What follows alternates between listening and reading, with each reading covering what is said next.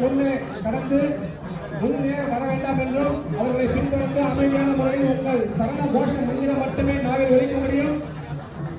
அமைதியான முறையில் சரணம் சொல்லி உங்கள் பிரார்த்தனைகளை மனதில் வைத்து சரணம் சொல்லி பின்னாடி வரிசையாக வந்தீங்கன்னா ஒருவர் பின் ஒருவராக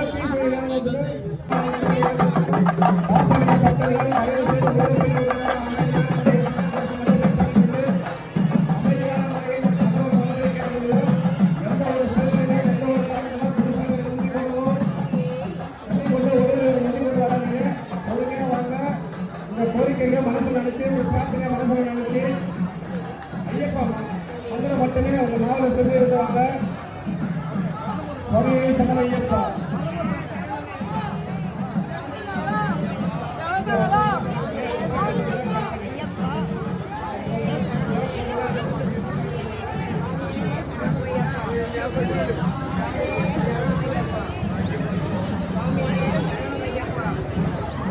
பொருட்களை இந்த கனவை பார்த்துக்கீங்க.